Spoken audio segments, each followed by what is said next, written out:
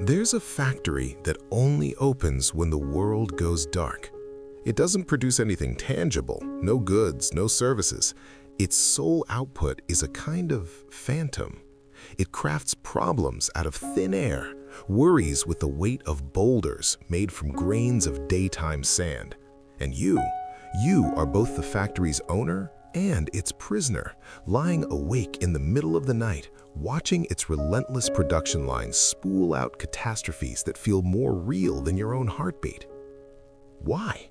Why does your own mind turn against you in the silence? It's not a flaw in your character, it's not weakness. It's a glitch in the human operating system, a program that runs when the rest of the world shuts down. And if you've ever found yourself drowning in a worry at 3 a.m. that by 10 a.m. seems laughably small, you have lived this glitch.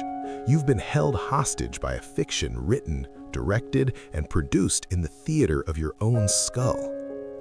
But what if I told you these phantom problems are not random? That they follow a hidden, cruel logic, and that by understanding that logic, you can pull the plug on the entire factory. Let me paint a scene I know you've lived. The day was fine, unremarkable. A minor frustration, a forgotten task, a slightly awkward interaction, the standard background noise of being alive. You go to bed tired, but okay. Then, in the void between sleep and waking, it strikes. Not a thought, but a conviction. A single, terrifying sentence forms in the dark. What if I'm fundamentally failing at my life? And your mind, now operating with a terrifying laser-focused clarity, gets to work. It scavenges through the day's debris for evidence. That email you didn't send becomes proof of your impending professional ruin. The casual comment from a friend twists into a secret sign of their deep disappointment in you. It builds a case, brick by mental brick, for a crisis that does not exist in the waking world. Yet your body believes it. Your heart races, your palms sweat.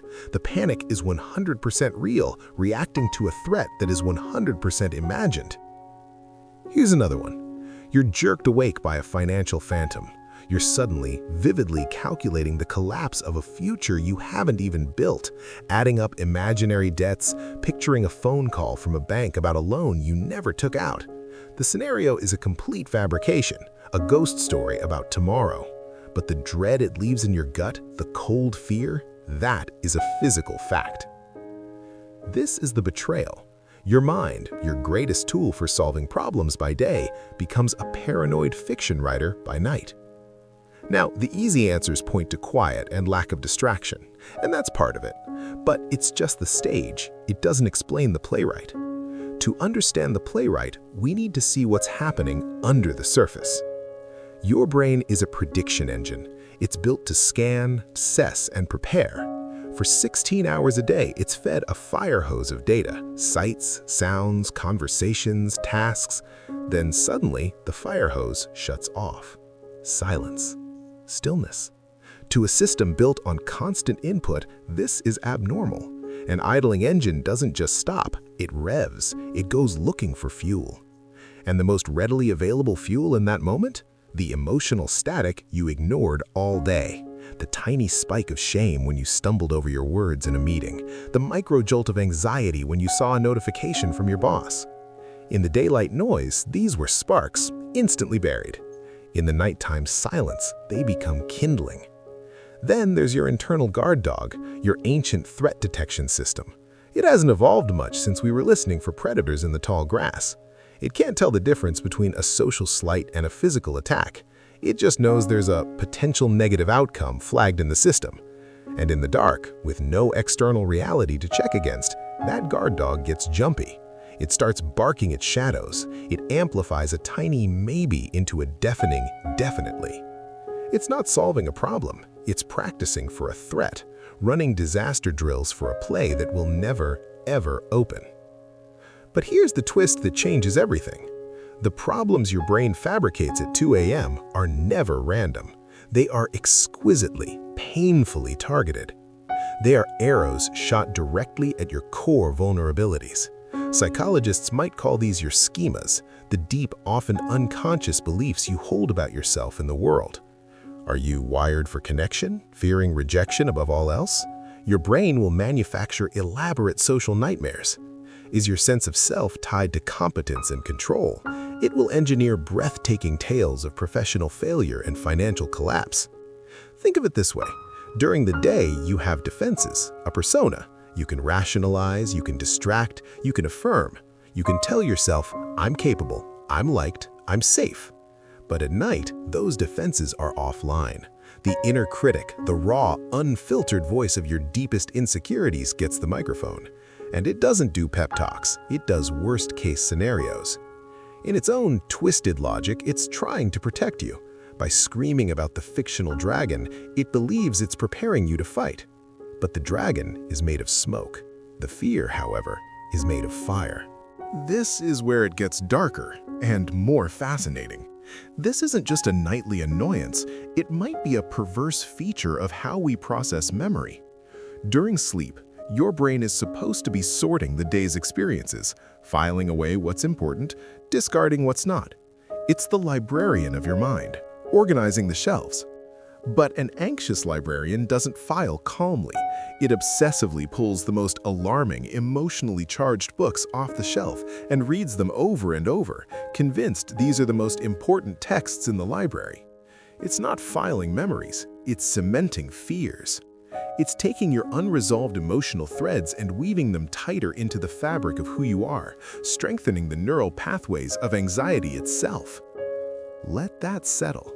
Your brain isn't just inventing a one-off fake problem. It might be, in that moment, practicing and deepening the very mental habits that make you an anxious person during the day.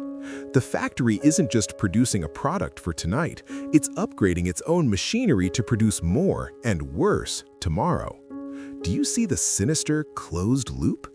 The fake problems of the night feed the general anxiety of the day, which provides more raw material for the next night's production. It's a cycle of subconscious self-sabotage. And now, the darkest, most psychologically raw layer of all. What if this factory serves a purpose? A horrible, uncomfortable, but brutally logical purpose. Sometimes, the mind builds a massive, terrifying, but solvable fake problem to distract you from a quieter, more painful, unsolvable real one. It's a magician's trick, a psychological misdirection. Say there's a deep, quiet grief in your life, a loss you haven't processed, a hollow feeling about your purpose or direction. That's abstract, it's amorphous, it's a dull, chronic ache. The brain, in its relentless drive to fix things, hates that. It wants a clear enemy, a tangible puzzle. So in the dark, it constructs a brilliant, elaborate fake problem about your career, a problem with villains, with spreadsheets, with 5-step plans. It gives you something to chew on, to wrestle with. The adrenaline of the fake crisis numbs the quieter, more profound sorrow. You get to be a warrior fighting a clearly defined dragon instead of a person sitting silently with a bottomless, unanswerable sadness. The fake problem becomes a cage, but it's a cage you can rattle. It gives the illusion of control. Wrestling with how will I pay this imaginary tax bill feels more productive, more manly or capable than facing, why does my life feel so meaningless? One has numbers, the other has only a void. So we arrive at the climactic realization, the game changer. The question is no longer, how do I solve this 3 a.m. problem? Asking that is playing the factory's game on its home turf, in the dark, when the rules are rigged against you. The real question, the transformative question is this: what is the real, quieter hurt that my mind is trying to bury with this loud, fictional catastrophe? Your spiraling about a work presentation isn't about the slides. It's about your terror of being seen as incompetent and therefore unworthy of love. Your agony over a friend's vague text isn't about the text. It's about the ancient, primal fear of abandonment that has lived in you since childhood. The fake problem is a decoy, a loud, flashing, urgent decoy. And when you truly see that, the power dynamic flips. The nighttime spiral stops being a monster under your bed and starts being a clue, a frantic, coded telegram from your own subconscious. Your job isn't to write a return telegram in the same frantic language. Your job is to break the code. So, the next time the factory starts up, the next time you feel that familiar cold dread beginning to spiral in the dark, you do not argue with the product. You change your relationship to the entire production process. First, you name it. The moment the first phantom takes shape, you say, calmly and internally, "Ah, the factory is starting up. It's building a fake problem again." Just that act of labeling, seeing it as a process and not a truth, creates a sliver of space. It moves you from being the terrified audience member to the person who sees the stage, the lights, the machinery. You are in the projection booth, not lost in the movie. Second, you ask the revolutionary question. In that sliver of space, you ask, if this is a decoy, what is it distracting me from? What quieter, more real ache is lying beneath this noise? Don't force an answer, just plant the question like a seed in the dark soil of your awareness. Often, the mere act of sincere inquiry will deflate the fake problem's intensity. The decoy fails when you stop chasing it. Third, you redirect the energy. Your brain is seeking a task, resolution. Give it one, but on your terms. Not solve this fictional financial crisis, but focus only on the feeling of the breath moving in through your nose and out through your mouth. Not replay that conversation for the 40th time, but count backwards from 200 by threes. You are not fighting the idling engine, you are putting it in neutral. You are giving the guard dog a simple, non-threatening command. Watch the breath, count the numbers. This is how you dismantle the factory. Not with a sledgehammer of willpower, but with the gentle, unwavering light of awareness. You starve the fake problems of the only thing they need to survive, your belief in their reality. When you begin to do this, something profound shifts. The nighttime ceases to be a haunted house that your mind builds for you every evening. It becomes just the night. Quiet, dark, neutral.